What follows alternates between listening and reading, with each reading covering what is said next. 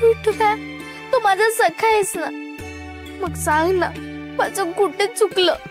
त्याची शिक्षा उमाई अप्पा आजीला भोगावी लागते, सांग ना.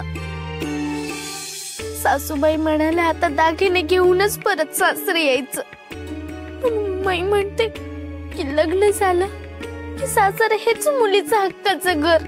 मग आता मी माहेरी कशी राहू आणि सासरे तरी कशी जाऊ? सांगणार आहे विठुरा, काय करू मी आता, काय करू?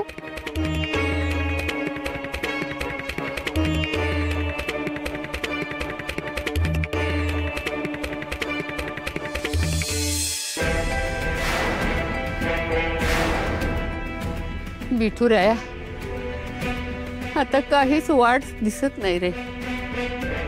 काय करायचं आम्ही? दागिने तर खरे होते, मग हे आखरीत घडलंच कसं? होय ना, असं होईलच कसं? काहीच सुधरत नाही गाई. हे काय असं सुतक लागल्यासारखे काय बसलाय? एवढी का शांतता आहे घरात? मग काय आनंदानं नाचावं म्हणतेस? नाही तसं नाही, म्हणजे घडलं ते वाईटच घडलं. सखूला अशी दवंडी द्यायला लावून मावशीनी आबरूच्या चिंधड्याच केल्या. आपल्यासारख्या सज्जन माणसांसाठी दागिन्यांपेक्षा आबरूचं मोल महत्वाचं. अगदी लाचीरवाणी वेळ आली होती. पण ह्या सगळ्यात मला एक महत्वाची गोष्ट समजत नाहीये, हे सगळं झालं कसं? तेच तर समजत नाहीये. नाही म्हणजे वंस, दादांनी सखूला जे दागिने दिले ते खरेच होते, मग दागिने खोटे कसे झाले? का खरे दागिने विकले? दागिने विकले?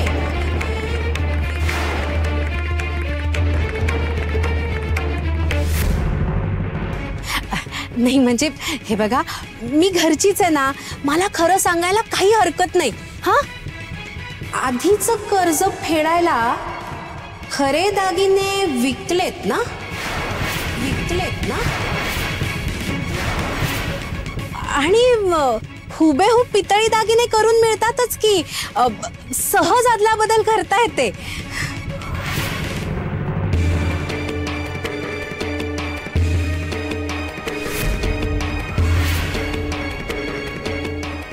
तुम्ही आम्हाला ओळखत नाही का? आमच्यावर कोणतंही कर्ज नाही, आणि असताना तरी सुद्धा अशी नीच गोष्ट आम्ही कधीच केली नसती.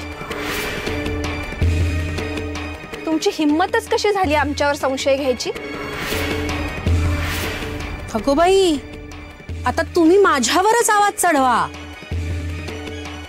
पण आवाज चढवला म्हणजे तुमचा खरेपणा सिद्ध होत नाहीये वंस. खरे दागिने खोटे कसे झाले, त्यांना काय पाय फुटले, हे प्रश्न अनुत्तरितच राहतायत.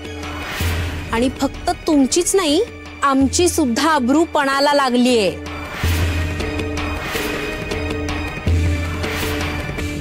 बरोबरच आहे ग, तुला त्याचीच काळजी ना. पण म्हणून मावशीला ठणकावून सांगितलं नाहीस की जीव गेला तरी ही माणसं लबाडी करणार नाहीत. आम्ही दिलेले दागिने खरेच होते, तुमच्याकडे ते खोटे झाले. शोधा शोधा, कुठं गुन्हेगार आहे तो. बाई बाई बाई बाई बाई बाई बाई बाई, हे म्हणजे ज्याचं करावं भलं तो म्हणतोय माझंच खरं. तू आणि दुसऱ्याचं भलं करणार, खोटारडी कुठली? थांब, आता तुझ्या डोक्यात काठीच घालते.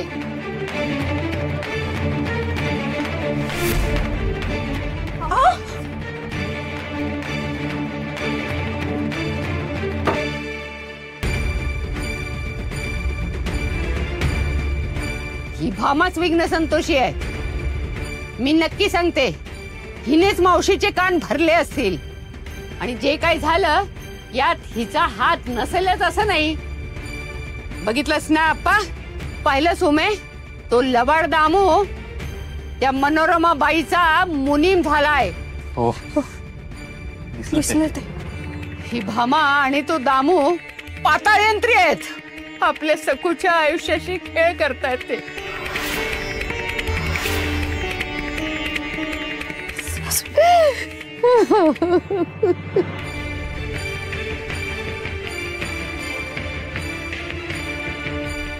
तरी सापडली तावडीत.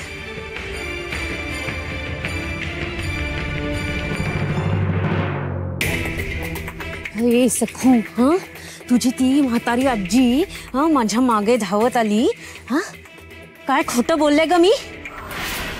ते दागिने खोटे आहेत हे सिद्ध झालंच ना.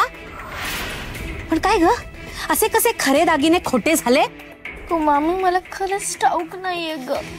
खरंच ठाऊक नाही तुला?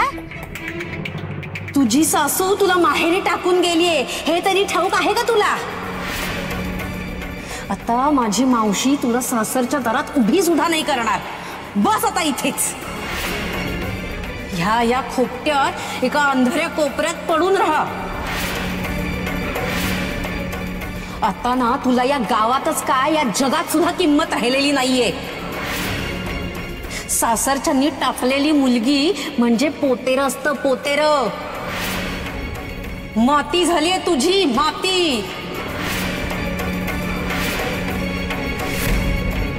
आता तू ना सासरची राहिलीस ना माहेरची. मामी अशा सोडलेल्या बायकोला ना पाय पुसण्याची सुद्धा किंमत नसते म्हटलं ना. हे इथे असं लाचाऱ्यासारखं पडून राहण्यापेक्षा ना सासरच्या अंगणात जाऊन मेलेलं बरं, मेलेलं बरं.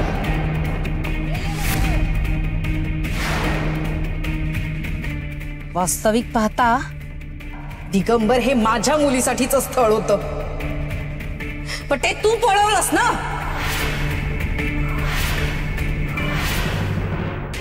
एकदा माहेर सोडून सासरी गेलेल्या मुलीनी परत यायचंच नसतं माहेरी. सगळेजण हा समाज वाळीत टाकतो तिला, आणि तिलाच नाही पूर्ण कुटुंबाला वाळीत टाकतो.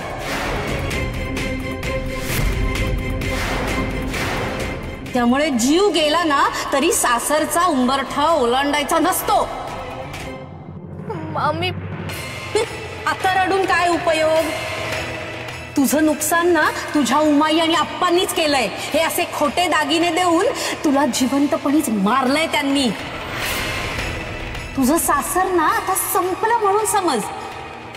अगं तर दिगू काय ग, तो दुसरं लग्न सुद्धा करेल. तुला विसरून दुसरा संसार सुद्धा सुरू करेल. मग ह्या दगडाच्या मूर्तीशिवाय तुझं असं कोणीही उरणार नाहीये सखू. मग बस विठ्ठल विठ्ठल करत.